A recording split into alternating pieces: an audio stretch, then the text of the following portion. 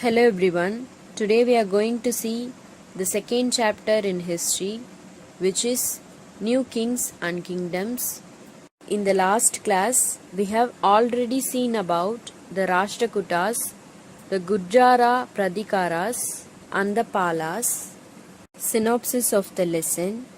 In this session, we are going to see the following topics.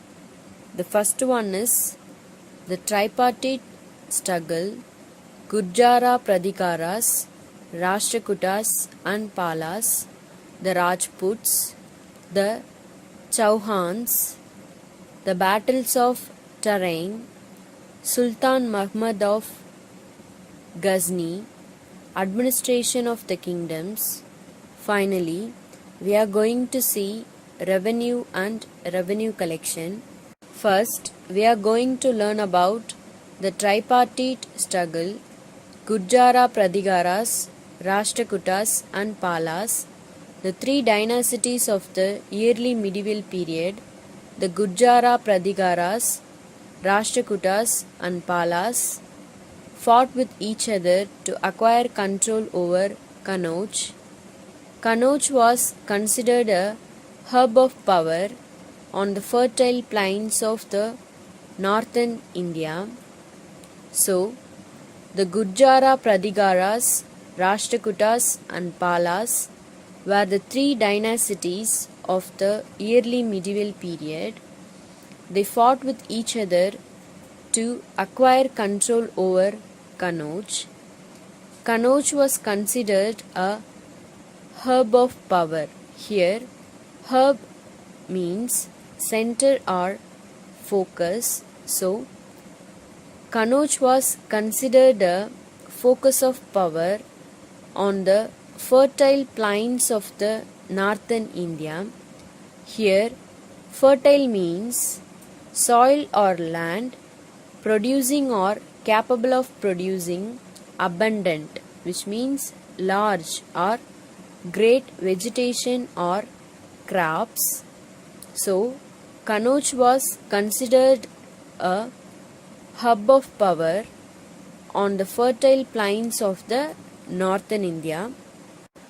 It was an important center and trade and agriculture flourished in this area. Thus, it was a matter of prestige to be ruling Kannauj. The three dynasties kept fighting with each other to gain this prestigious area. As there were three dynasties fighting amongst each other, it got the name of tripartite struggle. Here, flourish means grow or develop in a healthy way. Prestige means respect or status. Prestigious means respected or important. Dynasties means a sequence of rulers from the same family. So, it was an important center and trade and agriculture flourished. So, flourished means developed in a healthy way in this area. Thus, it was a matter of prestige. So, here prestige means respect or status. So, it was a matter of prestige to be ruling Kannauj. So, the three dynasties kept fighting with each other to gain this prestigious area, which means respected or important area, as there were three dynasties fighting amongst each other. So, it got the name of tripartite struggle. Since their armies were near equal in capabilities, there were no definite victors. Here, victors means winners. So, since their armies were equal in capabilities, there were no definite winners. However, the constant battles kept weakening them over a period of time. They did not realize this, and eventually rulers from other dynasties captured the territories. Here, territories means areas of all 3, and these dynasties perished, which means fallen simultaneously, which means at the same time. Finally, the real power passed into the hands of the Chandalas, the Chauhans, the Paramars, and other dynasties, all of whom are considered to be Rajputs. The Rajputs were considered as the sons of rulers.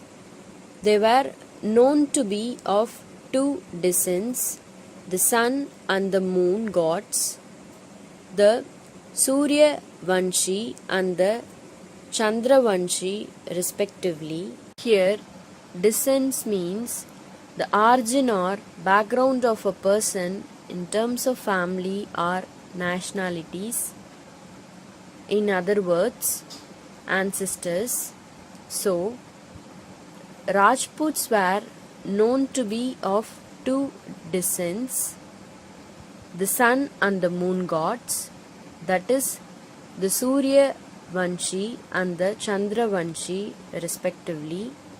In the northern part of India, Rajputs played a very important role between the 9th and 12th century CE. They established many independent states. There was no central controlling authority which could bring them together into a single unit or empire, which means kingdom. Some of the prominent, here prominent means important Rajput kingdoms were the Chauhans of Ajmer and Delhi, Paramars of Malwa region, Chihadawalas or Raturs of Kannauj, and Shishodiyas of Mewar. Next, we are going to learn about the Chauhans. The Chauhans is earlier known as the Chahamanas, were the feudal lords. Here, feudal lords means a lord in a feudal system. During the rule of the Pratiharas, they established their kingdom first in Ajmer in the 11th century and later acquired control over Delhi from the Tumars and shifted their capital to Delhi. Next, we are going to learn about Prithviraj Chauhan.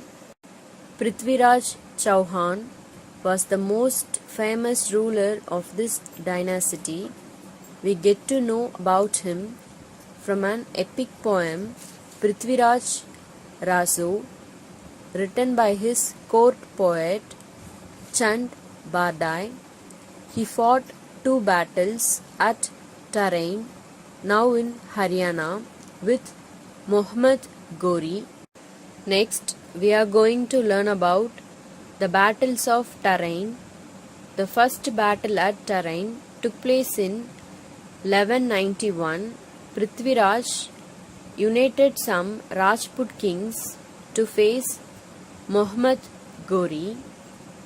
Here we can see the picture of Prithviraj Chauhan and Muhammad Ghori. Unfortunately, Jaichand, the ruler of Kannauj, did not join this confederation. In the battle, Ghori was wounded and defeated, which caused his army to flee. Here, confederation means league, association or union. Flee means run away. So, unfortunately, Jaichand, he was the ruler of Kannauj. He did not join this association. So, in the battle, Ghori was wounded and defeated, which caused his army to flee, which means to run away. Let's see some keywords. Cavalry, army, confederation, slain. Cavalry means in the past soldiers who fought on horseback. Army means armed forces or soldiers. Confederation means league, association or union. Slain means kill a person in a violent way or murder. The Second Battle of Tarain was fought in 1192. Muhammad Ghori attacked the kingdom of Prithviraj Chauhan again with the motive of revenge and to establish control over India. This time he had organized a better cavalry and army. So what is mean by cavalry? In the past, soldiers who fought on horseback, that is cavalry. Army means armed forces or soldiers. Then Prithviraj again formed a confederation, which means association or union, but this time Jaichand, instead of joining the battle from the side of Rajputs, is said to have helped Ghori. Ultimately, Prithviraj was captured and slain. Here, slain means kill a person in a violent way or murder. So, Prithviraj was captured and murdered. Although another Turkish ruler, Muhammad of Ghazni, Afghanistan, had also attacked in Gujarat region in search of wealth, the loss in the Battle of Tarain by the Rajputs is considered as the turning point of the destiny of India. Here, destiny means future or fate of India. Next, we are going to learn about Sultan Muhammad of Ghazni. Here we can see the picture of Sultan Muhammad of Ghazni. Now, let's see Sultan Muhammad of Ghazni in detail. Sultan Muhammad of Ghazni of Afghanistan ruled from 997 CE to 1030 CE. Muhammad of Ghazni attacked the subcontinent 17 times in search of wealth. He mainly attacked the temple towns such as Somnath, Nagarkot, Mathura, Kanauj and others. He was of the belief, here he refers to Muhammad of Ghazni, was of the belief that all the wealth and gold of India was hidden in the temples, and he wanted the wealth to support his own kingdom and his army. Here, army means armed forces or soldiers. His repeated successful attacks show how Indian kings were very weak and indefensible. Sultan Muhammad was a patron of art and culture as well, and even in those days he established a library in his domain. Here, indefensible means not able to protect it against the attack. Patron means supporter. Culture means the ideas, customs and social behavior of a particular people or society. So, his repeated successful attacks show how Indians were very weak and indefensible, which means not able to protect it against the attack. Sultan Muhammad was a patron. Here patron means supporter of art and culture. So what is mean by culture? The ideas, customs and social behavior of a particular people or society as well. And even in those days he established a library in his domain. Do you know Sultan Muhammad of Ghazni was interested in knowing about cultures and people. He entrusted the job of penning. Here, penning means writing down the details of the people and culture of the subcontinent to a scholar named Al-Biruni. The writings of this scholar in a book called Taqi-i-Hind is a big source of information for the historians of today. Next, we are going to learn about administration of the kingdoms. The kings were thought to be gifted with divine qualities. They assumed titles like Maharajadiraja, Parameshwara, etc.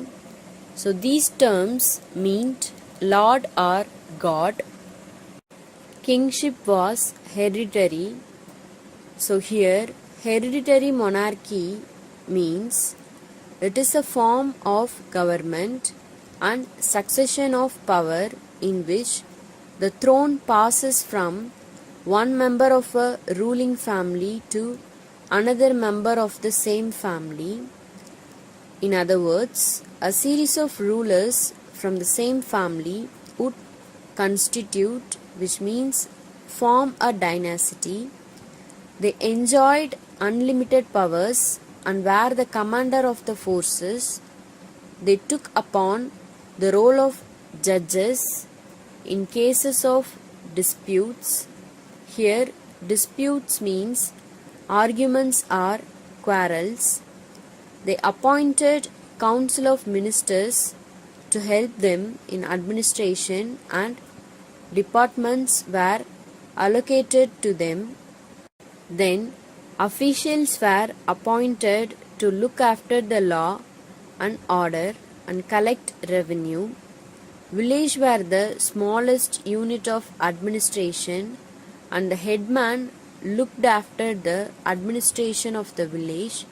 In cities, there were local committees to look after the affairs of the cities. Here, affairs means events or incidents. Next, we are going to learn about revenue. The kings needed money to finance their administrative employees and maintain the army and to work for the welfare of the society. Money was also needed to fight wars and finance the construction of forts, palaces, and temples. Money collected was at times given away as rewards to selected people. Next, we are going to learn about revenue collection. The various ways of collecting money were as follows. So, there are various ways to collect money were as follows. The first one is farmers were required to give a part of their earnings in crop or its value to the king.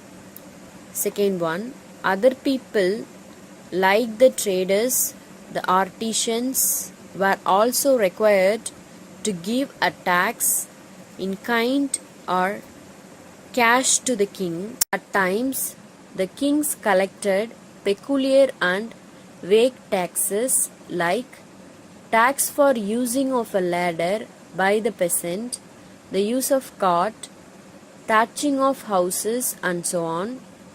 Those who were unable to pay tax money had to pay back by working as labor for the king.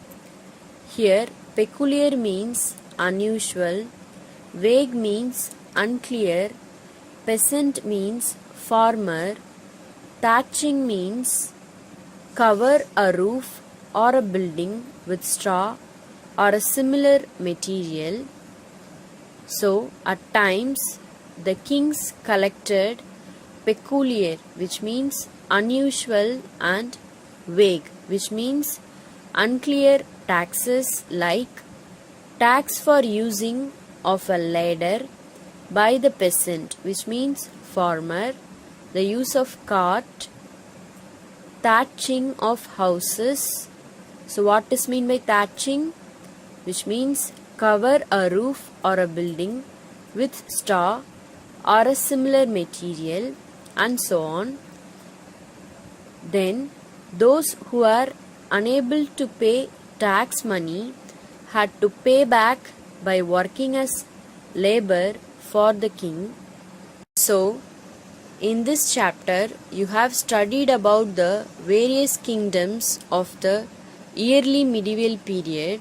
This period was of growth, development, and prosperity. Here, prosperity means wealth, but also had its share of conflict. Here, conflict means battle or war and divide. You will study about the later medieval period later in the book. I have enclosed the classwork instructions in the PDF. Kindly refer it. So now we have reached the end of this session. Thank you.